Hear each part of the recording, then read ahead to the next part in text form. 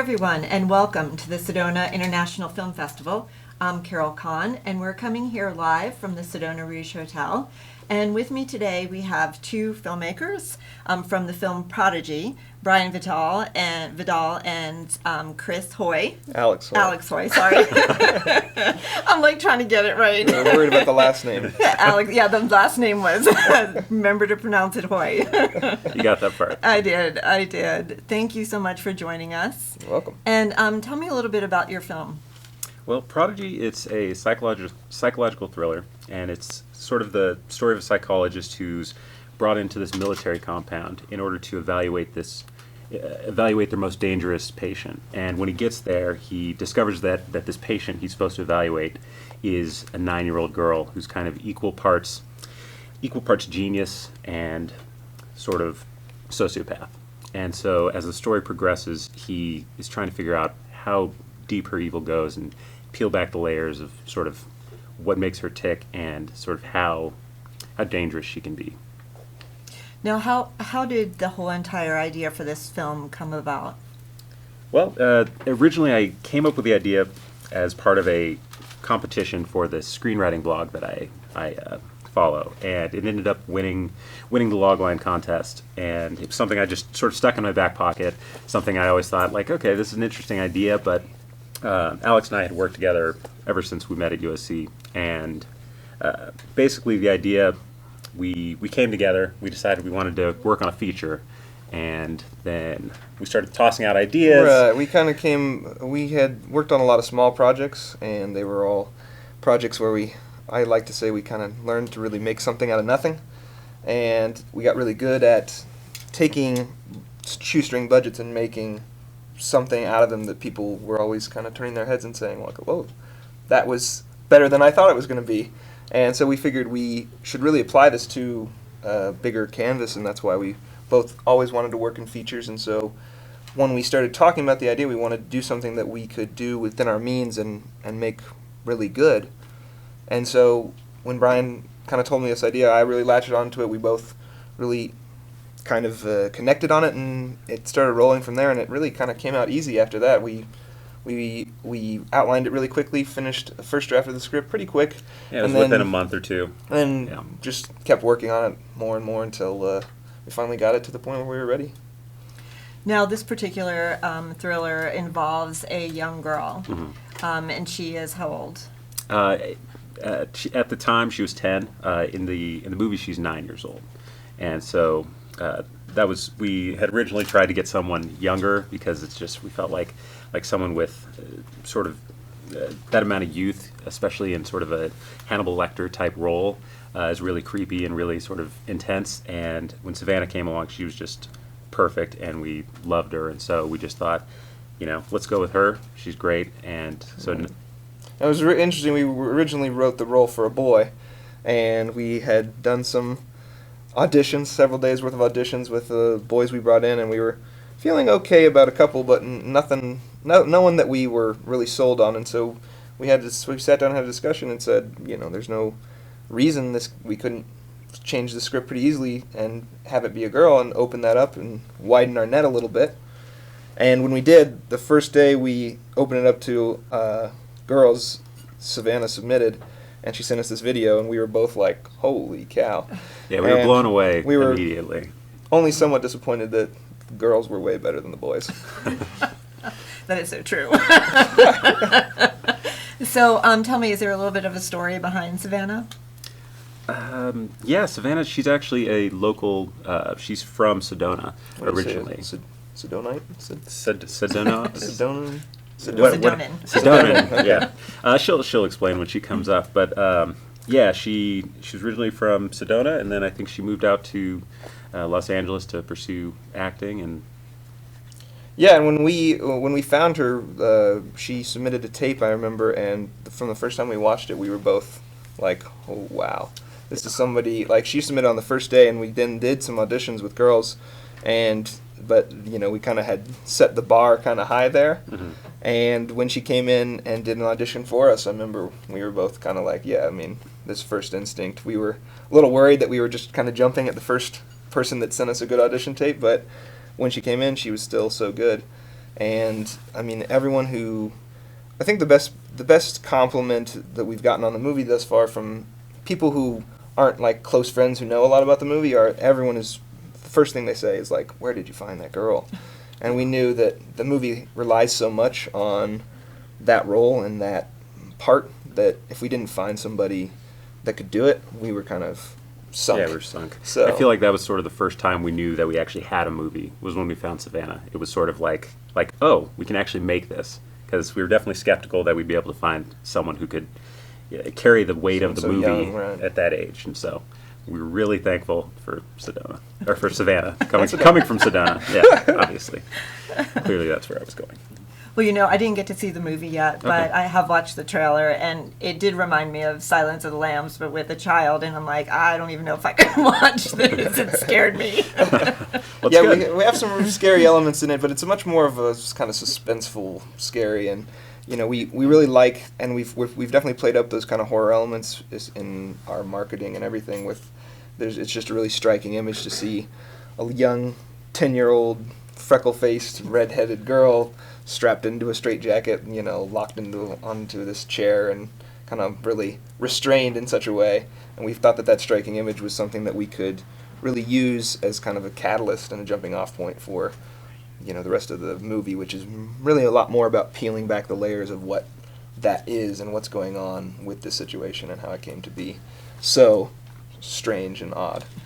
Well, it also seems like the storyline is a chess game between the doctor who was working with her and Savannah. Yeah, absolutely. That's something that we really keyed into early in the process. Is we actually have a chess game in the movie, and so we sort of set up, this game back and forth between the psychologist and the patient Ellie, who they're basically sort of trying to outwit the other person throughout the process of the story.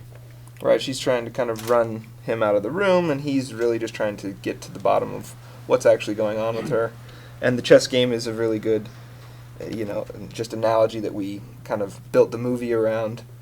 And that scene is kind of the pivotal scene that kind of turns everything when they actually play chess against each other. And she, being so smart, thinks she kind of has the advantage, and he actually uses the game as a tool to kind of get a little deeper into what's going on with her. So it works out really well. Now, you're both writers on the film. How difficult is it to actually write dialogue for a film like this?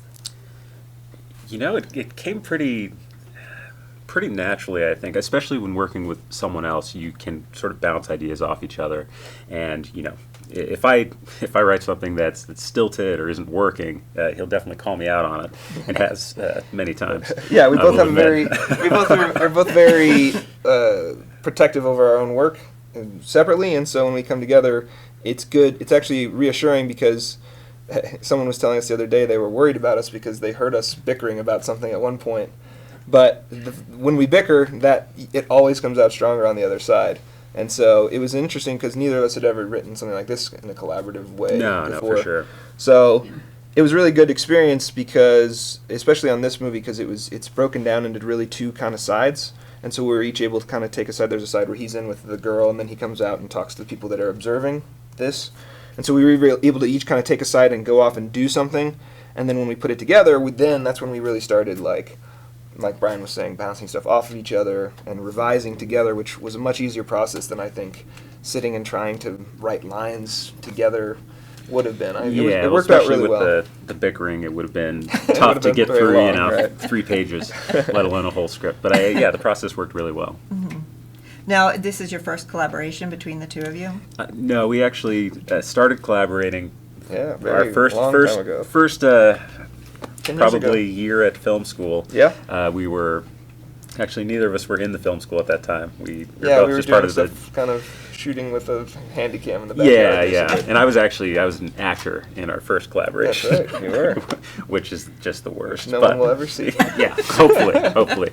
But yeah, from there I kind of took a more technical path in terms of schooling, whereas Alex took more of a sort of crit studies analysis approach. And so, I learned all the tools, and then we'd get together and we'd create a project. And our first sort of long project was this film noir like half an hour long film noir. Right. And Alex starred in it. But I was the actor. Yeah, That's he right. was the actor that time. But And- we collaborated on several different short films throughout the last 10 Yeah. years, and really that's what I was saying before, is we really learned to work together in such a great capacity. And it's like, especially when you're coming up in the industry, it's really hard because, I mean, in my experience, the hardest thing is to get people excited and interested in what you're doing as much as you are, because you're not paying anybody. Nobody's there to make money. In an ideal situation, everyone's there to make the film better. And that's the only reason I was comfortable co-directing this with Brian, is because we work so well together, and I trust him on set to hold the standard of quality that I hold. And when where I don't really trust where I haven't come across anyone else that I trust that much with it. So it's I think that's really the reason we were both so comfortable kind of diving into this project head first. Yeah, it was a true partnership, and that's something we've developed over many years. Right. It took time. Well, in listening to you talk, I mean, there's sometimes, especially when you were referring back to no one's ever going to see the first film that you ever created. When you look at this particular film, is there anything in particular that you would change and do differently?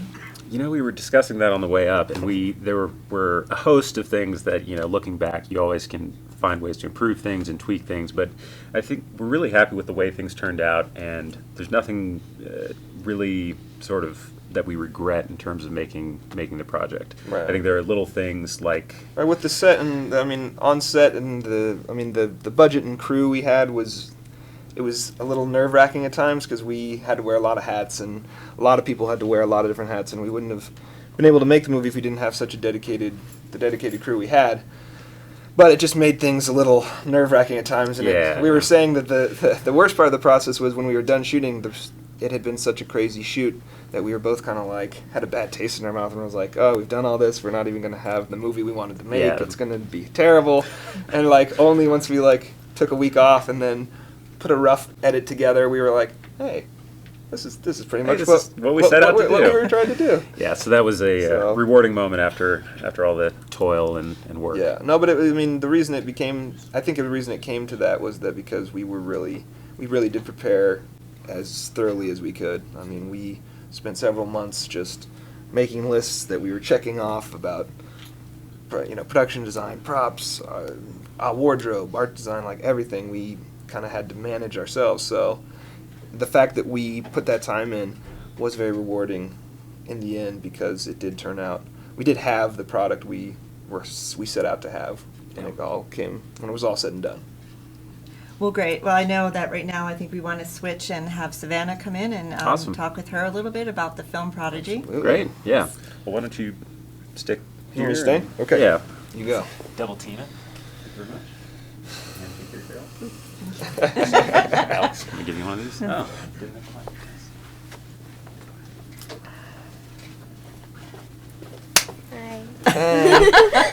Hi. You are so adorable. Thank you. She gets that a lot. Well, what's it like being the star, really, in this particular movie? It's awesome. Yeah. I was on set for a short film that I was doing when I found out I got a call back. And so everyone on the set was super excited because it was my first feature film. And I was super excited. And I remember I had to leave set early for the callback. And then when I booked it, I was actually in Sedona. And I was running around my house screaming. And it was super exciting because it was my first feature film and I'd never done anything this big, and so I was super excited. She was running around screaming all on our set too. Okay, that's really hard to believe, especially for the kind of movie it is. So was it really hard for you to get in that particular role for this movie? Not really. It was weird because it was easy for me to get into the role, but it was hard for me to get out. So there would be times after we were done, after I was wrapped, I'd be at home sometimes and I'd sort of still be in the character and my mom would be like, snap out of it. Well, it's funny because when we saw Savannah, she had a reel up, and there was some stuff on there that was, more emotional than you saw from a lot of kids that we saw that had reels at that age. And that was one of the things her mom had told us when they first came in, was that she's very good at getting into kind of a more emotional and kind of more serious place, which was obviously what we were looking for. And so it was actually surprising to me, because she'd come to set and would be hyper and jumping around, and I would have to swing her around 3 times before she'd sit down. But then she would sit down in that chair, and those eyes go dead, and she just starts being creepy, and you're like, what is happening here? It was quite the transformation. So, what kinds of things went through your mind, or how did you actually prepare for this particular role? Well, I just sort of thought about sad things that had happened in the past, and it helped me get into the sort of scary, sad on the inside but creepy on the outside kind of role. And yeah, she had from early on we had a term where her mom could always just say, give us the what were they, the creepy eyes? Demon eyes, that's what it was. And she could just turn it on immediately. And she scared a lot of people that way. I do it all the time. Well, it's hard to believe because you don't look scary to me. And I'm kind of glad you're like this and not like the other person. Well, I do want to open it up to the media for questions. I'm sure everybody here might have some questions. Absolutely. Could we see the demon eyes? Can you do them?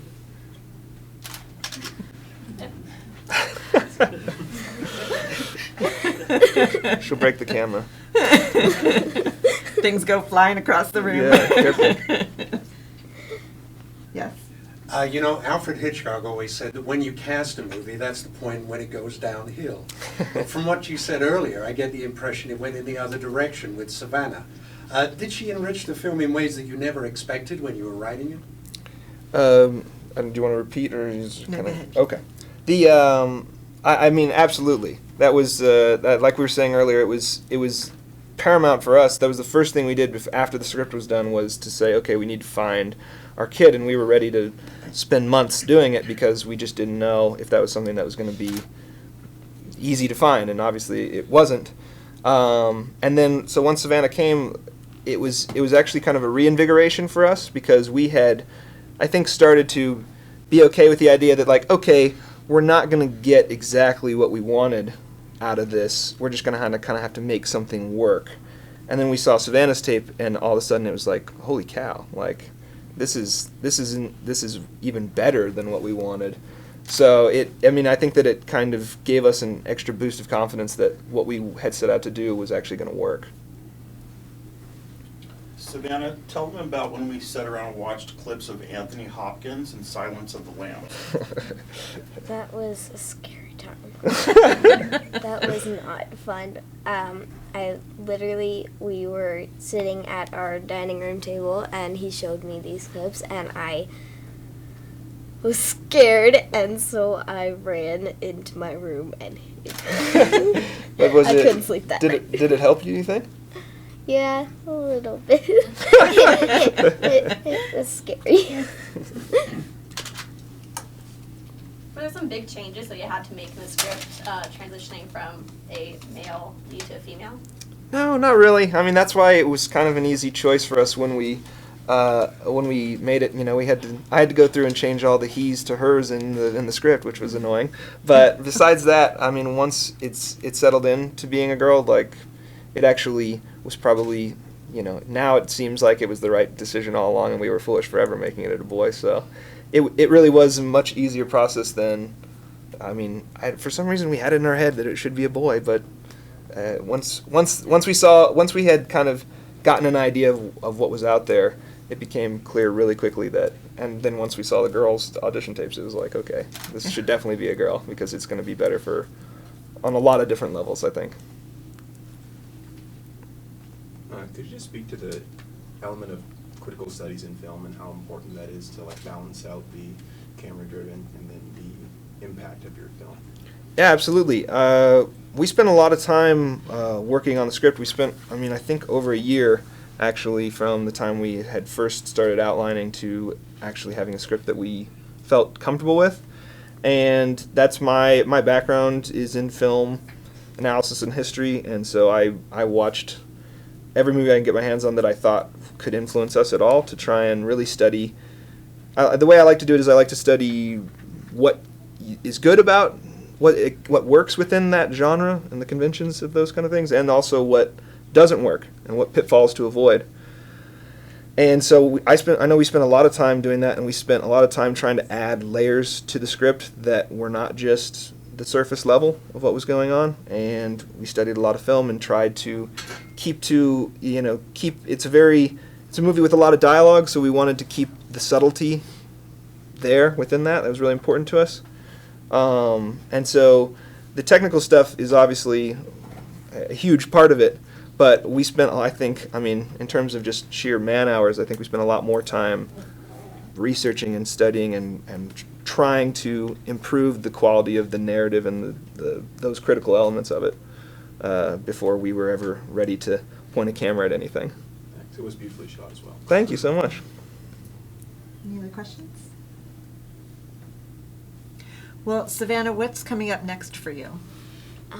Well, I'm really excited because I just finished filming a national commercial for Universal Studios Orlando, and we just found out that, so it started out, it was going to run on TV for all of 2017, but now we found out it's running for all of 2017 and 2018. Nice. Wow. So it's running for 2 years, so I'm really excited. We've been getting a lot of texts like, hey, that creepy girl from your movie is now smiling on a water slide. Now she's having fun at Universal Studios. We're hoping, Be careful. right, we're hoping it doesn't undercut her Just don't creepiness. cross her path. Right, exactly. Don't get in her way in line.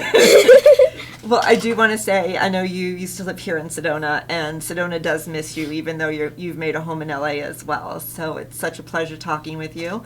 And Alex, when is your film being shown here at the film festival? It's playing Wednesday night at 6:20 and then Saturday at 6:10. So it's at the kind of 6 o'clock slot on Wednesday and Saturday. Okay, and the film is Prodigy? Prodigy, and it's at Harkins both times.